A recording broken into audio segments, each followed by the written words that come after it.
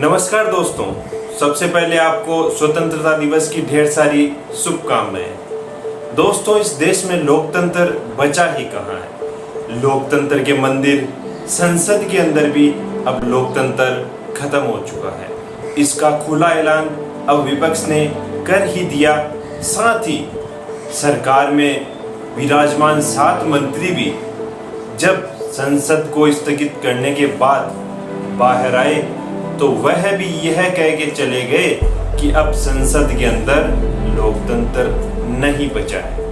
अब आप लोकतंत्र को कहां खोजिएगा जब संसद के अंदर ही मार्शलों के तौर पर बाउंसरों की मौजूदगी होती है और धक्का मुक्की सांसदों के साथ की जाती है, मारपीट की जाती है।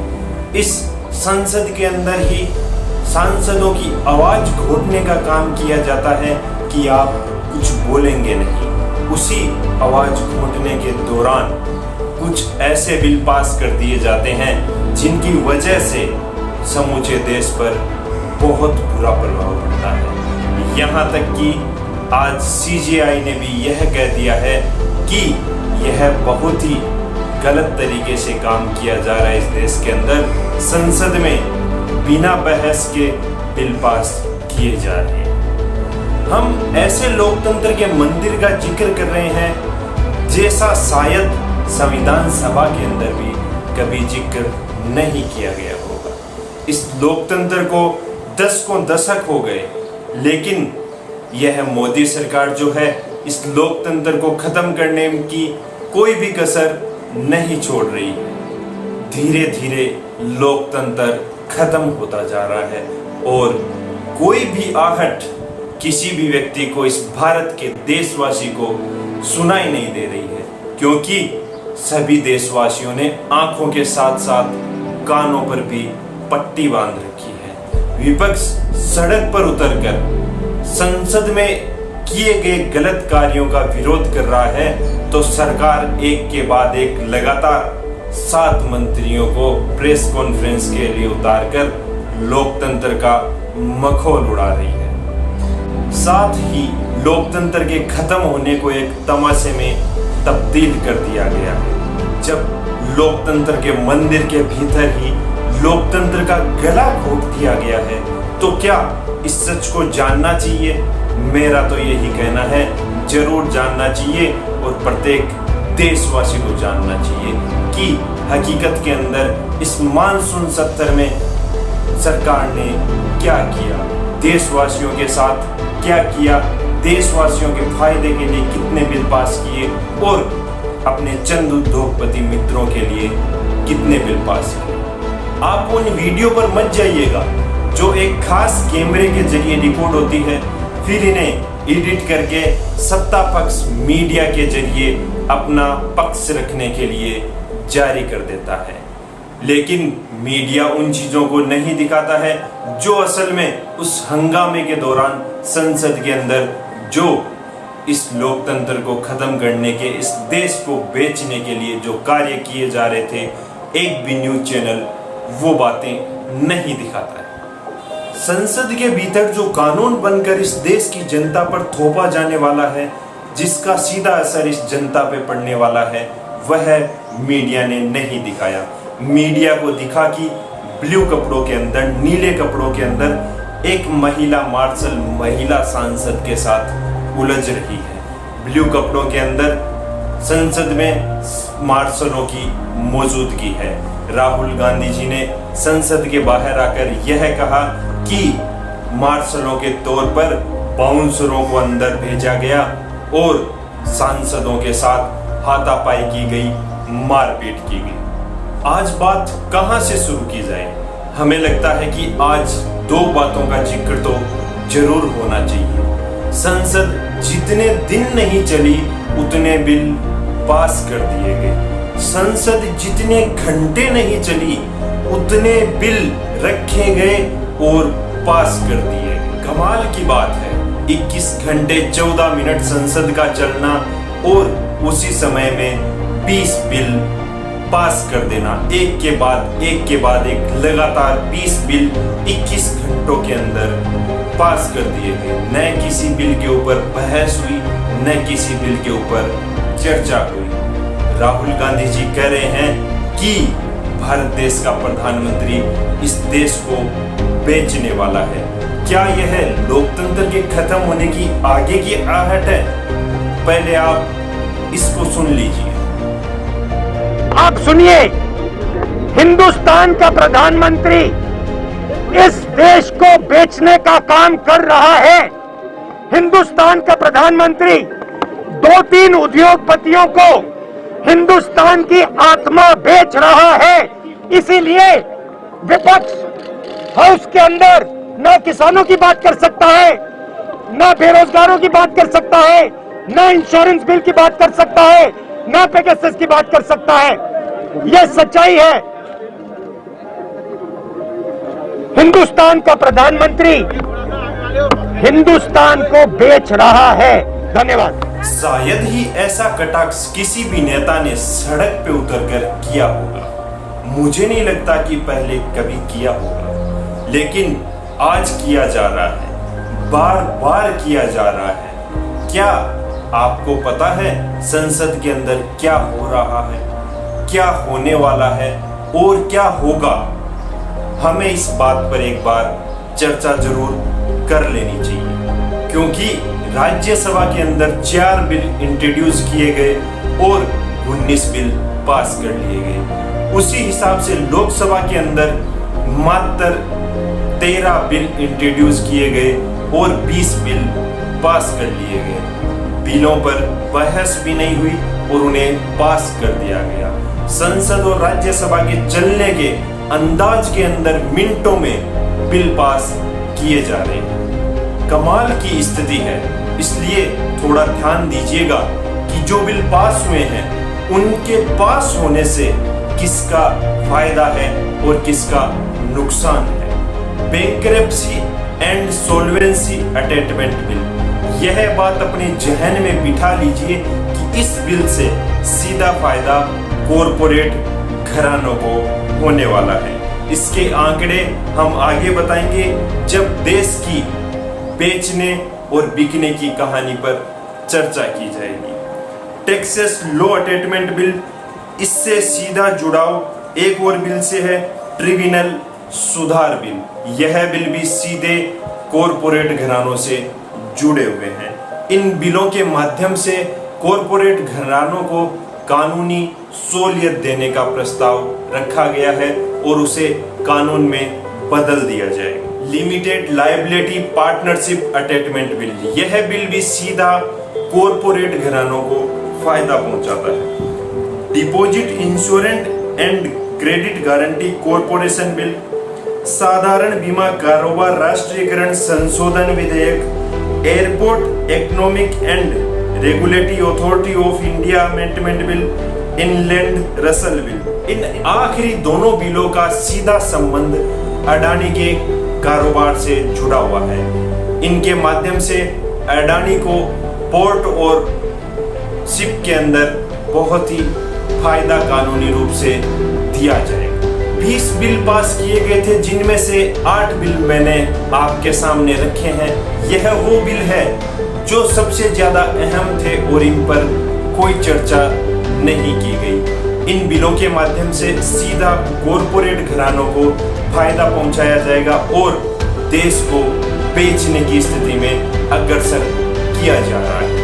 अब आप सोच रहे होंगे कि कॉरपोरेट घरानों को यह बिल कैसे फायदा पहुंचा सकते हैं। जिन 8 बिल की हम आज बात कर रहे हैं वो सीधे बिल कॉरपोरेट घरानों को कुछ इस तरह फायदा पहुंचा रहे हैं कि यह कॉरपोरेट घराने जहां कहीं भी अपना पैसा इन्वेस्ट करेंगे, इन्हें किसी भी कानूनी दावपेच में फंसने का कोई भी झमेला नहीं रहेगा।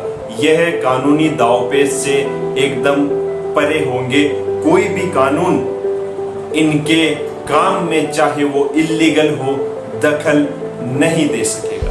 यानी कानूनी तौर पर इनको कोई अड़चन नहीं आए तो एक बिल ले आइए और उसे कानून का रूप दे दीजिए।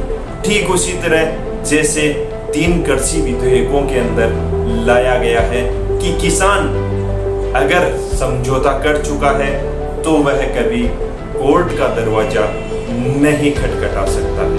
संसद कहने मात्र के लिए 21 दिन चली थी, लेकिन 21 दिनों में सिर्फ 21 घंटे और 14 मिनट संसद चली।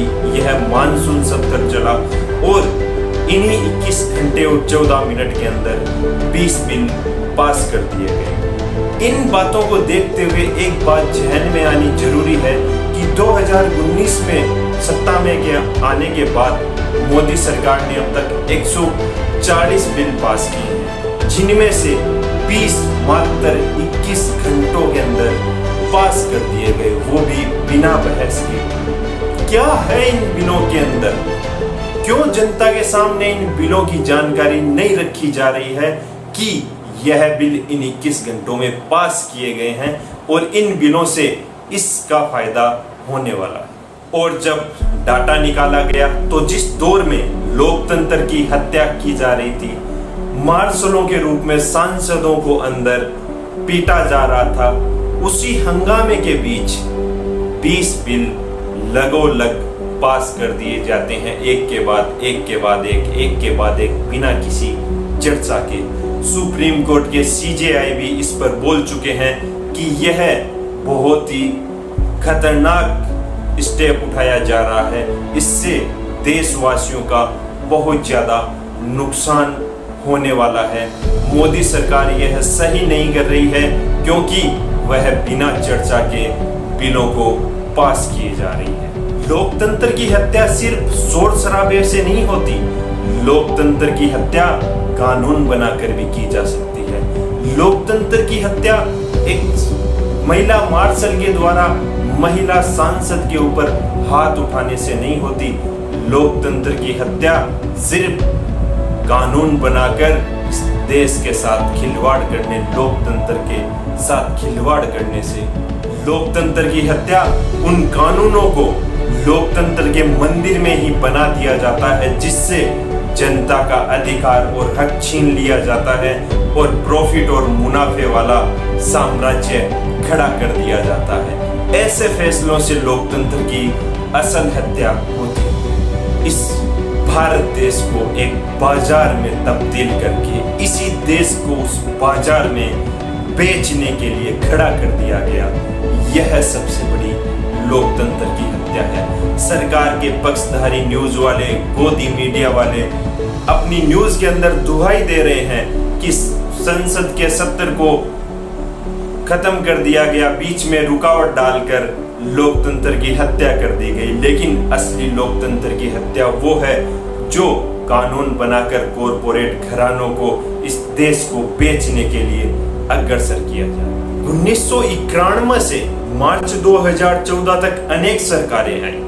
वीपी सिंह, अटल बिहारी वाजपेयी, चंद्रशेखर, मनमोहन सिंह।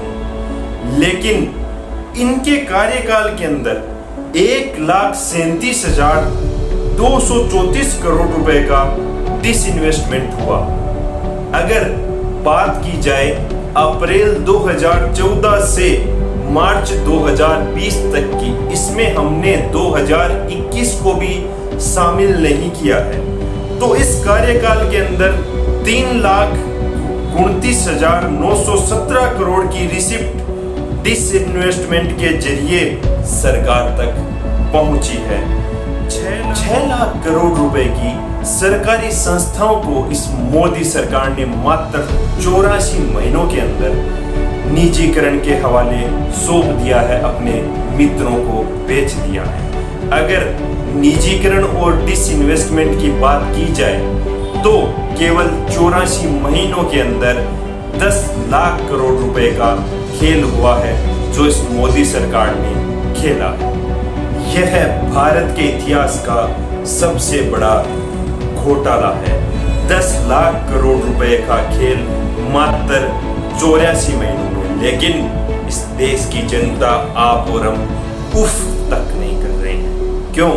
क्योंकि हम सब ने आंख और कान बंद कर रखे हैं। न हम देखने की कोशिश कर रहे हैं, न हम कानों के जरिए सुनकर समझने की कोशिश कर रहे हैं कि मोदी सरकार ने इस देश को किस अवस्था में लाकर खड़ा कर दिया। इस देश को बेचने की कहानी को हम भारत पेट्रोलियम कंपनी के जरिए समझते हैं। जब तक भारत सरकार ने इस कंपनी को बेचने का निर्णय नहीं लिया था, तब तक यह हर साल प्रॉफिट में रहती थी।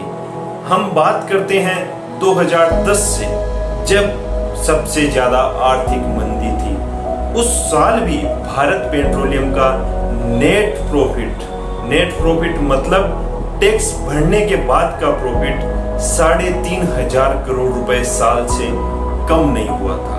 उसके बाद यह निरंतर बढ़ता गया 4,000 करोड़, 5,000 करोड़, 7,000 करोड़ और 2017 में पहुंचते यह 8,000 करोड़ रुपए हो गया। 2018 में भी यह 8,000 करोड़ रुपए के करीब रहा।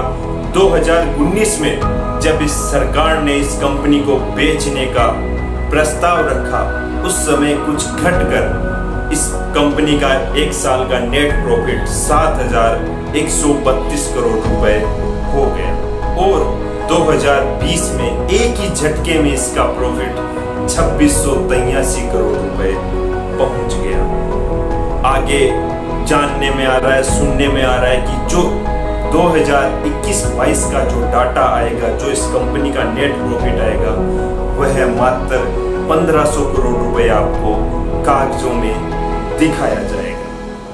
ये है इस देश को बेचने और आर्थिक रूप से खोखले बनाने की प्रक्रिया। सरकारी कंपनियों को प्रॉफिट को घटाकर दिखा दिया जाता है और अपने मित्रों को बेच दिया जाता है। आप संसद में हुए हंगामे के पीछे मत पड़िए।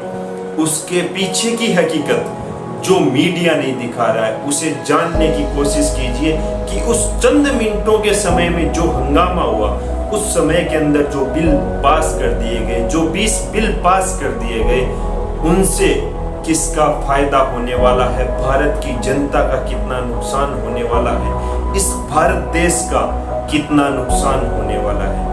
क्योंकि इस मोदी सरकार ने भारत देश को बेचने की कगार पर खड़ा कर दिया है और यह सरकार, मोदी सरकार, इस देश को बेच कर ही अपना दम लेगी, अपने मित्रों को फायदा पहुंचाकर ही मानेगी। आज के वीडियो में इतना ही। अगर आपको मेरा वीडियो अच्छा लगा हो तो इसे शेयर करना न भूलें। अपने मित्रों को, अपने साथियों को, अपने परिवारजनों को यह वीडियो जरूर शेयर करें। साथ ही लाइक और कमेंट करना बिल्कुल न भूलें। अगर आपने चैनल को भी सब्सक्राइब नहीं किया है तो सब्सक्राइब जरूर कर लें। एक बार फिर से आपको स्वतंत्रता दिवस की ढेर सारी शुभकामनाएं। जय हिंद, राम राम।